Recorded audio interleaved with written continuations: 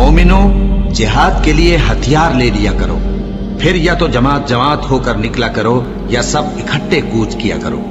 और तुम में कोई ऐसा भी है कि खामखा देर लगाता है और पीछे रह जाता है, फिर अगर तुम पर कोई मुसीबत पड़ जाए तो कहता है कि अल्लाह ने मुझ पर बड़ी मेहरबानी की कि मैं उनमें मौजूद न था। और अगर अल्लाह तुम पर फजल करे तो इस तरह से कि गोया तुम में उसमें दोस्ती थी ही नहीं, अफसोस करता और कहता है कि काश मैं भी उनके साथ होता तो मकसद अजीम हासिल होता।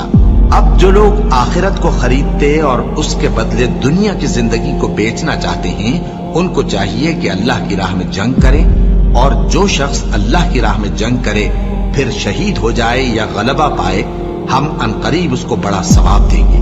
और तुमको क्या हुआ है कि अल्लाह की राह में और उन बेबस मर्दों और औरतों और बच्चों की खातिर नहीं लड़ते जो दुआएं किया करते हैं कि ऐ परवरदिगार, हमको इस शहर से जिसके रहने वाले जालिम हैं निकाल कर कहीं और ले जा, और अपनी तरफ से किसी को हमारा हामी बना और अपनी ही तरफ से किसी को हमारा मददगार मुकर्रर फरमा। जो मोमिन हैं वो तो अल्लाह की राह में लड़ते हैं, और जो काफिर हैं वो शैतान की राह में लड़ते हैं। सो तुम शैतान के मददगारों से लड़ो और डरो मत, क्योंकि शैतान का दाव कमजोर होता है। भला तुमने उन लोगों को नहीं देखा जिनको पहले ये हुक्म दिया गया था कि अपने हाथों को जंग से रोके रहो और नमाज पढ़ते और ज़कात देते रहो।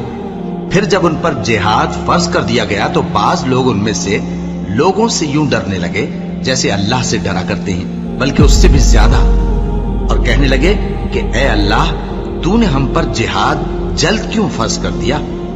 थोड़ी मुद्दत और हमें क्यों मोहलत न दी? ए पैगंबर, इनसे कह दो कि दुनिया का फायदा बहुत थोड़ा है और बहुत अच्छी चीज तो परहेजगार के लिए नजाते आखिरत है, और तुम पर धागे बराबर भी जुल्म नहीं किया जाएगा।